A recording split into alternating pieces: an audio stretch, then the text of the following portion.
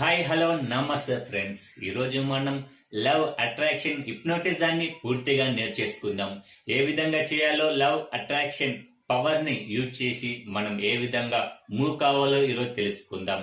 పెద్ద ఇబ్బంది ఏముండదు. చిన్న చిన్న ట్రిగర్ ని నొక్కితే బుల్లెట్ ఎలా బయటకు వస్తుందో ఆ విధంగా 100% 200% సాధ్యమవుతుంది. నా విషయంలో జరిగింది, మీకు కూడా జరుగుతుంది. మీరు ఫోకస్ గా, కాన్ఫిడెన్స్ గా హిప్నోటిజాన్ని నేర్చుకున్నట్లయితే ఈ ఖచ్చితంగా జరిగి తీరుతుంది. ఉదాహరణకి మనం డీప్ బ్రీత్ తీసుకోవాలి. Close your eyes. 5 times breath తీసుకోవాలి. తీసుకున్న ప్రతిసారి డీప్ గా వెళ్ళాలి. హిప్నోటిజం లో డీప్ గా వెళ్ళినప్పుడు suggestions, main love attraction hypnotism suggestions ఎలా ఇవ్వాలంటే, సజెషన్స్ ని కూడా మరి ఏదో ల్యాగ్ చేయొద్దు, ఏదో పెద్దగా ఇవ్వద్దు.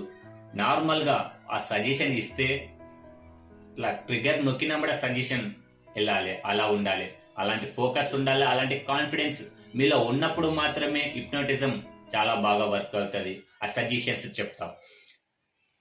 కంఫర్టబుల్ గా ఉండండి. నేను మాట్లాడేటప్పుడు కాన్ఫిడెన్స్ గా మాట్లాడతా. First one suggestion, second one focus.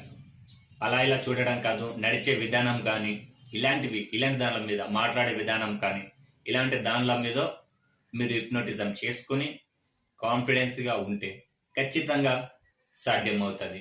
Thank you friends.